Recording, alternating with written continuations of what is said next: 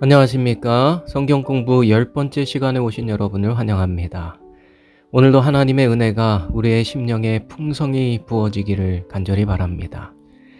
하나님 나라의 백성들은 다릅니다. 무엇이 다른가? 첫째, 하나님 나라의 백성들은 심령이 가난한 자입니다. 둘째, 애통하는 자이며, 셋째, 온유한 자이고, 넷째, 의에 줄이고 목마른 자입니다. 다섯째, 긍휼히 여기는 자이고, 여섯째, 마음이 청결한 자이며, 일곱째, 화평케 하는 자입니다. 화평케 하는 자는 단지 평화를 사랑하거나 평화스러운 품성을 지닌 사람이 아닙니다. 화평케 하는 자는 평화를 만들어가는 피스메이커를 의미합니다. 누군가의 갈등을 해결해주고 가정과 이웃과 나라를 평화롭게 만드는 피스메이커인 것입니다. 죄로 인해 인간의 역사는 분열과 갈등의 역사가 되었습니다. 하나님과 인간 사이의 평화가 깨어졌고 인간과 천연계와의 화목도 깨어졌으며 인간과 인간 사이의 화평도 깨어졌습니다. 그러나 예수님은 화평이 깨어진 이 세상에 화평케 하는 자로 오셨습니다. 예수님은 평화를 사랑하고 평화를 만드는 분이셨습니다. 예수님은 갈라지고 갈등하는 모든 사람들을 하나가 되게 하셨습니다. 죄 때문에 깨어진 관계를 십자가로 하나가 되게 하신 것입니다. 그래서 우리도 화평케 하는 자가 될 수 있는 그 비결을 예수 그리스도의 십자가에서 발견하게 됩니다. 분열과 갈등은 희생을 통해서 사라지게 될 것입니다. 자기의 생각을 죽이고 자기의 것을 손해보기로 작정할 때 평화가 이루어지게 될 것입니다. 물과 같이 항상 낮은 곳으로 자기를 희생하며 나아갈 때 평화가 이루어지는 것입니다. 오늘도 하나님이 주시는 은혜와 사랑으로 우리의 심령이 충만해질 때 우리의 삶은 예수님과 같이 자기를 희생하여 만드는 피스메이커의 삶으로 바뀌게 될 것입니다. 저와 여러분의 삶에 그와 같은 놀라운 은혜가 충만하기를 기도합니다. 오늘은 팔복의 그 마지막 복에 대하여 살펴보도록 하겠습니다. 마태복음 5장 10절로 12절 말씀입니다. 의를 위하여 핍박을 받는 자는 복이 있나니 천국이 저희 것임이라. 나를 인하여 너희를 욕하고 핍박하고 거짓으로 너희를 거스려 모든 악한 말을 할 때에는 너희에게 복이 있나니 기뻐하고 즐거워하라. 하늘에서 너희의 상이 큼이라. 너희 전에 있던 선지자들을 이같이 핍박하였느니라. 여러분, 복받는 인생은 어떤 인생이라고 생각하십니까? 일반적으로 우리는 경제적으로 여유를 누리고 사람들의 존경을 받으면서 마음의 평안을 누리는 삶을 가리켜 복받은 삶이라고 말합니다. 우리는 일반적으로 핍박을 당하고 고난을 겪는 것을 보고 복 있는 삶이라고 말하지 않습니다. 그런데 예수님은 말씀하시길 의를 위하여 핍박을 받는 자가 복이 있다고 말씀하셨습니다. 이것은 분명 우리의 상식과는 조금 다른 것 같습니다. 그러나 이 말씀은 우리가 주님을 따르는 그리스도인으로서 결코 잊어서는 안 될 매우 중요한 신앙의 원칙을 말해줍니다. 의를 위하여 핍박을 받는 것을 두려워하면서 우리는 결코 주님을 따라갈 수 없습니다. 그렇다면 의를 위하여 핍박받는다는 것은 도대체 무엇을 의미하는 것일까요? 사람이 당하는 고난을 크게 몇 종류로 나누어 볼 수 있을 것입니다. 첫째, 자신이 잘못을 저지른 그 결과로서 받는 고난이 있습니다. 누군가를 살인하거나 어떤 잘못이나 실수 혹은 죄를 저질러서 받게 되는 고난인 것입니다. 이런 고난은 의를 위해 핍박받는 것과는 거리가 먼 고난입니다. 둘째, 자신의 실수나 잘못과는 상관없이 타고난 상황과 환경 때문에 받는 고난이 있습니다. 너무 가난하게 태어났다거나 몸이 너무 약하게 태어난 경우 혹은 어떤 불의의 사고로 인해 겪게 되는 고난과 같은 것입니다. 그러나 이런 종류의 고난도 의를 위해 핍박받는 것과는 거리가 멉니다. 마지막으로 그리스도인이기 때문에 받는 고난이 있습니다. 이것은 의가 되시는 예수 그리스도 때문에 받는 핍박입니다. 그리스도인은 세상 사람들과 다릅니다. 그렇기 때문에 사회생활을 하면서도 여러 가지 불편함을 감수해야 할 때가 있습니다. 세상 사람들은 목적을 달성하기 위해 온갖 불의한 방법을 사용하지만 그리스도인은 그렇게 살아가지 않습니다. 주님께서 불의하게 살지 말라고 명령하셨으므로 우리는 손해보는 편을 선택합니다. 그리스도인은 돈벌이가 된다고 아무 일이나 하지도 않습니다. 직업이 돌을 다듬는 석수인데 어떤 사람이 와서 많은 돈을 지불할 테니 우상을 만들어 달라고 한다면 우리는 어떻게 해야 할까요? 진정한 그리스도인이라면 우상을 만들어 달라는 그 주문을 거절할 것입니다. 그로 인해 많은 돈을 벌지 못한다 할지라도 손해보는 편을 택하는 것입니다. 상관이 술을 좋아하는데 함께 술을 마시지 못해 승진이 늦어지는 경우도 있을 수 있습니다. 하나님을 믿지 않는 배우자로 인해 핍박을 받기도 하고 안식일을 지키기 위해서 대학교 입학 시험을 포기하기도 하고 대기업 입사를 포기하기도 합니다. 바로 이런 것들이 의를 위해 핍박받는 것입니다. 그러나 이런 정도는 아주 가벼운 핍박에 해당합니다. 초대교회 당시부터 오늘에 이르기까지 기독교 신앙 때문에 옥에 갇히거나 순교를 당한 그리스도인들이 얼마나 많은지 모릅니다. 로마 시대에는 그리스도인들을 체포해서 원형 경기장에 세워놓고는 굶주린 사자들을 풀어놓아 잡아먹게 하였습니다. 또한 산채로 기둥에 묶어놓고 불태워 죽이기도 했습니다. 신앙 때문에, 그리스도 때문에 집과 재산을 몰수당하고 사회적인 신분을 박탈당했습니다. 이런 자들이 의를 위해 핍박받는 자들입니다. 지난 2006년도에 있었던 일입니다. 당시 41세 된 아프가니스탄 사람 압둘 라흐만은 16년 전에 난민을 구호하는 국제 기독교 단체의 일을 돕다가 기독교 신앙을 받아들였습니다. 아프가니스탄은 이슬람 국가이기 때문에 기독교로 개종하는 것은 그가 누리는 모든 권리를 포기해야 하는 매우 위험한 일이었습니다. 그러나 그가 그 모든 것을 알고도 그리스도인이 되었습니다. 그리고 훗날 그가 개종한 사실이 발각되자 탈레반 정권이 그를 추방하였습니다. 그러나 탈레반 정권이 무너지게 되자 2002년 고향 카불로 다시 돌아가게 됩니다. 그러나 그가 집에 돌아오자 그의 가족들은 배교자가 돌아왔다면서 경찰에 고발했습니다.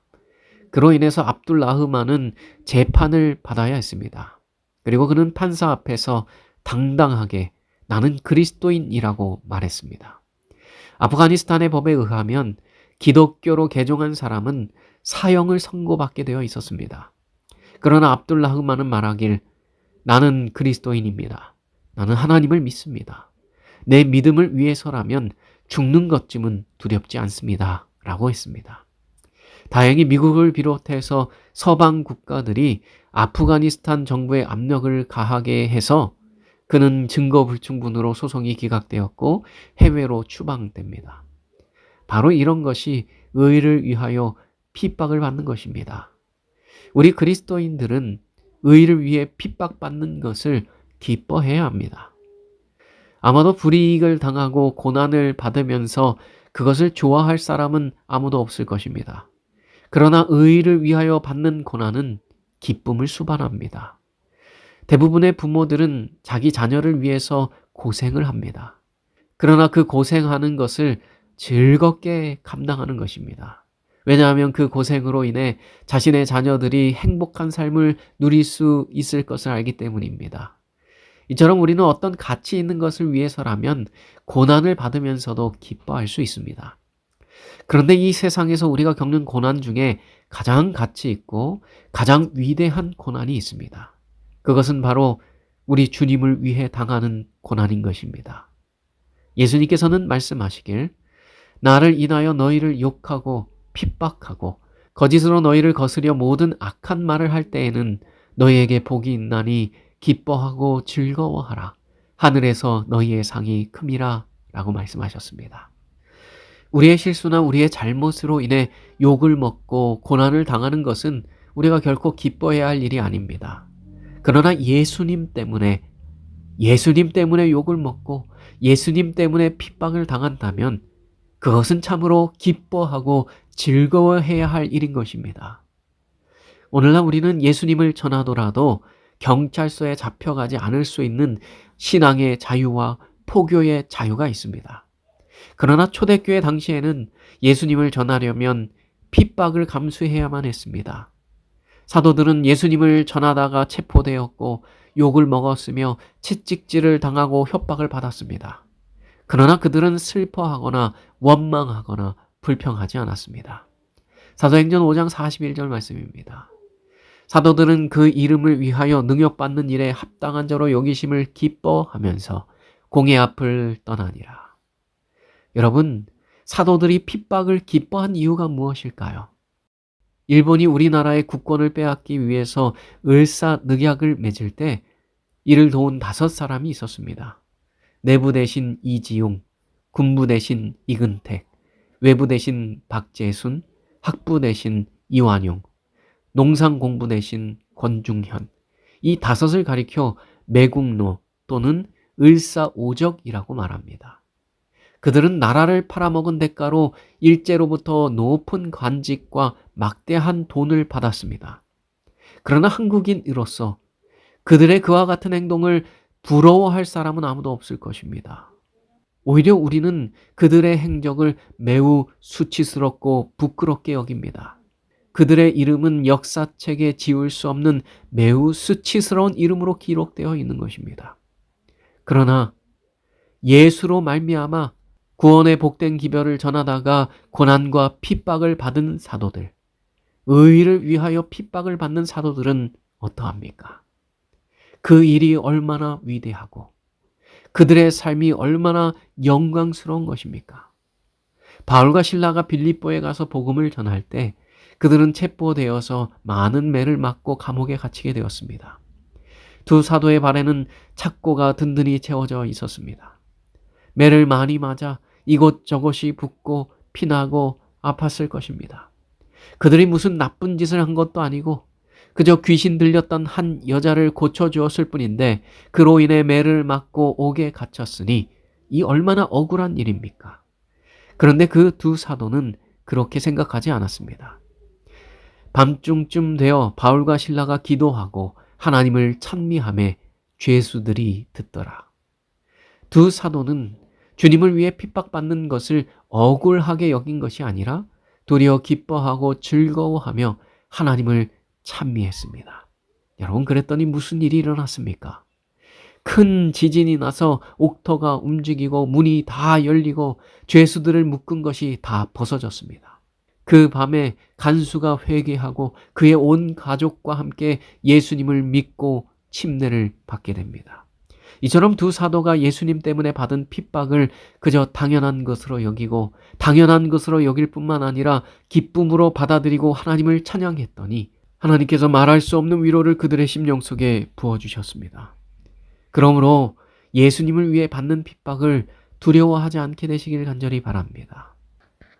예수님께서는 말씀하시길 나를 인하여 너희를 욕하고 핍박하고 거짓으로 너희를 거스려 모든 악한 말을 할 때에는 너희에게 복이 있나니 기뻐하고 즐거워하라.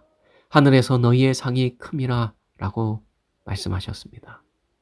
이 땅에서 주님을 위해 핍박을 받는 것은 장차 천국에서 받을 상을 준비하는 것과 같습니다. 이 땅 위에서의 삶은 영원한 것이 아닙니다.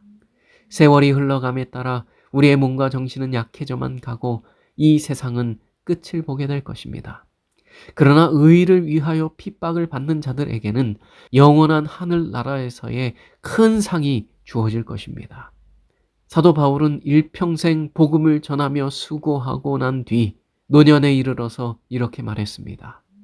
내가 선한 싸움을 싸우고 나의 달려갈 길을 마치고 믿음을 지켰으니 이제후로는 나를 위하여 의의 면류관이 예비되었으므로 주 곧 의로우신 재판장이 그날에 내게 주실 것이니 내게만 아니라 주의 나타나심을 사모하는 모든 자에게니라. 바울은 주님께서 주실 그 영광스러운 상급에 대한 소망이 있었습니다. 그렇기에 온갖 고난과 핍박을 마다 않고 그에게 주어진 사명을 위해 최선을 다해서 그의 달려갈 길을 달려간 것입니다. 그러므로 핍박이 다가올 때 겁을 먹고 뒤로 물러서지 마시길 바랍니다. 시험이 다가올 때 세상과 타협하지 않게 되시길 바랍니다. 세상의 마음을 빼앗겨서 우리가 바라보아야 할 예수님을 잊어버리지 않게 되시길 간절히 바랍니다. 자녀이면 또한 후사, 곧 하나님의 후사요, 그리스도와 함께한 후사니 우리가 그와 함께 영광을 받기 위하여 고난도 함께 받아야 될 것이니라. 생각건대 현재의 고난은 장차 우리에게 나타날 영광과 좋게 비교할 수 없도다. 천국에서 주님과 함께 누리는 그 영광에 비하면 이 땅에서 우리가 주님을 위하여 받는 고난은 아무것도 아닐 것입니다. 그러므로 주를 위해 받는 고난을 기쁨으로 여기게 되시길 바랍니다. 십자가 없이 면류관이 없다는 말이 있습니다. 의를 위하여 받는 핍박은 장차 우리가 받을 면류관에 대한 보증과도 같은 것입니다. 그러므로 우리에게 주어지는 그 어떤 고난과 핍박이 있다 할지라도 능히 그 핍박을 기쁨으로 받아들일 수 있는 저와 여러분이 되시길 바라면서 오늘 성경 공부를 마치도록 하겠습니다. 퀴즈의 시간입니다. 다음 네모에 공통으로 들어갈 알맞은 말은 무엇일까요? 자녀이면 또한 후사, 곧 하나님의 후사요, 그리스도와 함께한 후사니 우리가 그와 함께 영광을 받기 위하여 네모도 함께 받아야 될 것이니라. 생각건대 현재의 네모는 장차 우리에게 나타날 영광과 좋게 비교할 수 없도다. 지금까지 강의를 잘 들으셨다면 그 정답을 문자로 적어 보내주시기를 부탁드립니다. 잠시 음악이 나오는 동안 오늘 우리가 함께 나눈 그 말씀을 묵상하면서 기도하는 시간을 갖도록 하겠습니다. 그리고 5분 뒤 제가 기도를 하고 이 모든 순서를 마치겠습니다.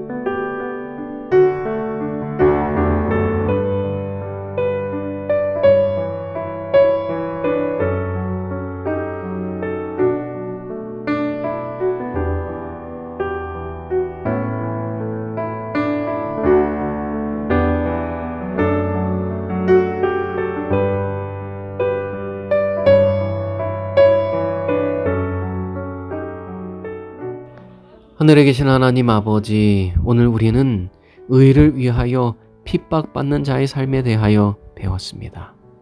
우리도 예수님을 위하여, 복음을 위하여 핍박받기를 기뻐하는 주님의 귀한 백성이 될 수 있도록 도와주시옵소서.